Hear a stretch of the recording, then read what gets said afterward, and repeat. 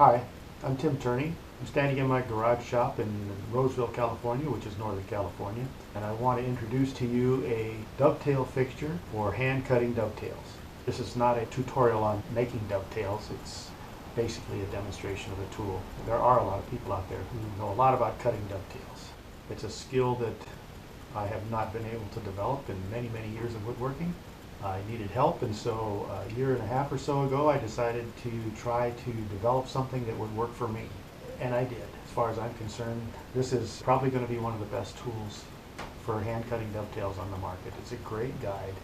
It's very strong. It's made from aluminum, 6061 aluminum. I don't know the temper. It was machined to my specifications. It's got some slots. There's a 1 to 6 configuration and a 1 to 8 configuration, whichever you prefer, or both.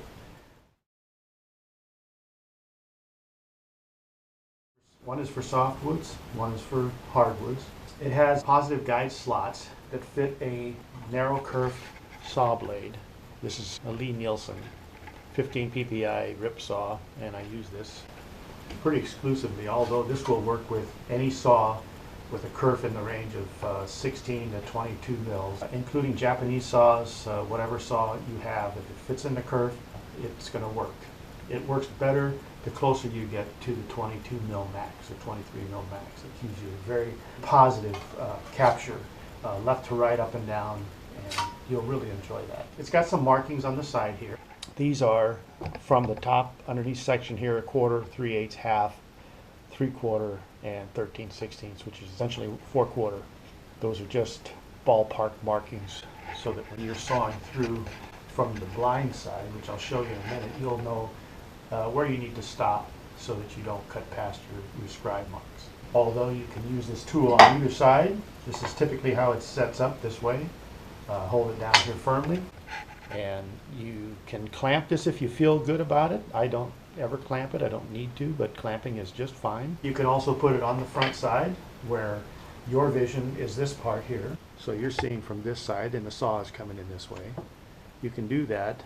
For whatever reason, I have always done it this way, and let me show you how that works. I typically cut the tails first, but you can do pins first if that's your preference. That's just how I started, and that's how I continue to do it. What I've got here is a couple of pieces of black oak that I have stickered in my front yard. First thing you want to do, and like I say, this is going to be redundant for those of you who know how to cut dovetails, is I'm going to mark the tail side, the faces, the edges, both edges, both faces, back and front, a little scribe in there, and then I'm going to mark the pin side just on the faces. So now when we get this thing put together, we should have a little bit of wraparound grain, and it should look pretty nice. I'm just going to put this in my Moxon, homemade Moxon vise, which I really love. And as far as the spacing, you can put them anywhere you want. It can be asymmetrical, symmetrical, or whatever. Obviously, you know that this doesn't matter. The real test is when you match these up to the pins. I'm going to use about a 1/2 inch here for no other reason than it's just convenient. You can mark from the other side, and then maybe another inch. Come in about an inch here, an inch here. Like I say, they're wide open, and just make a real solid line across there. And mark off the waist. That's this guy, and this guy. No need to mark down the face. There's no need to do that. You really only need the depth and your spacing, and you're good to go. So like I said, I'm a tails first person, so I'm going to get my rip saw here. I'm going to line up right there, inside the line. Let the saw just settle in. Okay, and I'm going to take that off just like that. That looks good there. Now I go to the other side, still in the waist.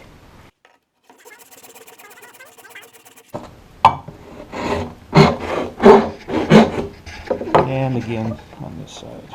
Now you can clamp this if you like, or you can just hold it by hand. I have yet to have to clamp anything. The way the tool is designed, it's a little offset so that you always have something on the wood and something in your palm.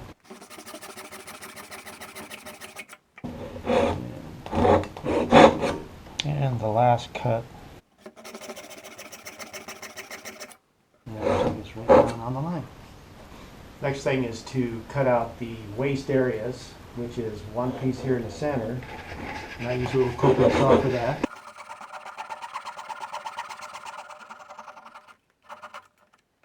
Now, for Paul Sellers and other woodworkers that I've watched, create a little groove to guide my saw. Come in here. Cut that out. Same thing again. Looks like a wormhole, huh? Must be.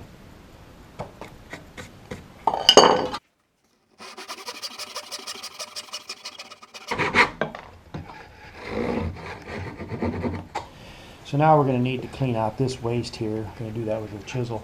I rarely, if ever, need to chase the sides with a chisel to firm it up. I'm almost always am able to go right from the saw into putting these together. But I'm going to cut this out now. I know what I've got. And then right in the scribe mark.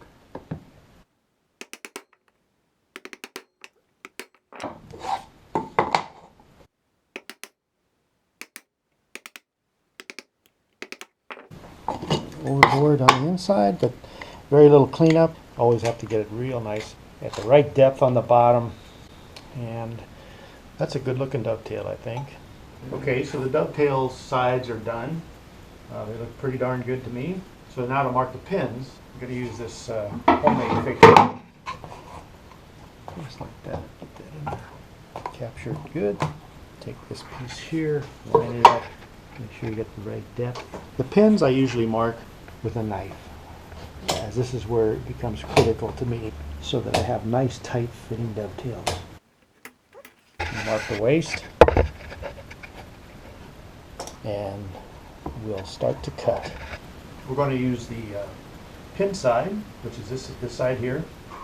This is where you can make a difference in the fit. I can line this up on the wrong side of that line and have a really big fat gap that doesn't do anybody any good.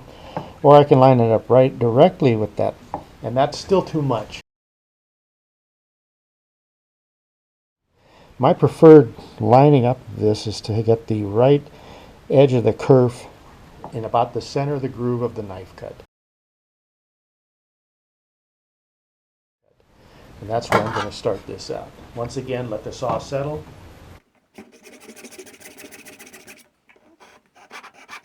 I'm going to add a little bit of oil to my saw per Paul Sellers' rag in a can with oil, and that really makes things easy going from here. Okay, the next cut also inside the line in the waist area, like right about there. You have a lot of control over how loose or tightly or coming in all right. Okay, and then again, a little bit makes a lot of difference here.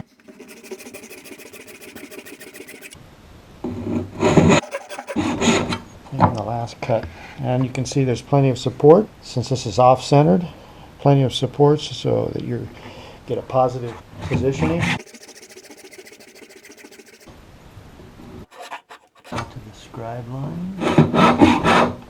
How's that? Is that looking good? Once again, we'll cut out the waist.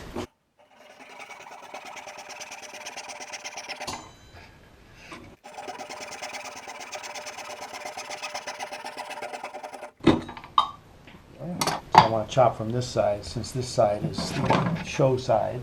Yeah, and that one is pretty near the line.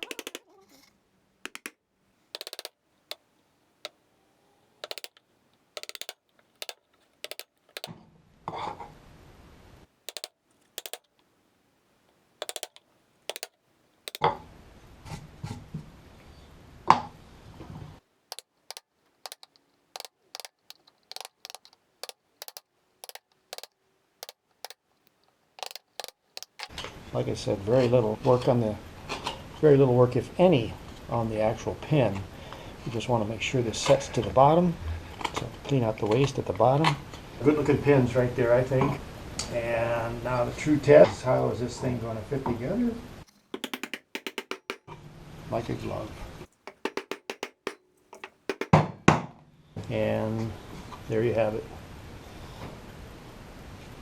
It's a good tool. Give it a try.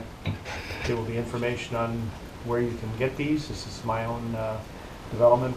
I sell these, ship them out from my house. It's from papamadeitwoodworking.com. Hope to hear from you. Thanks.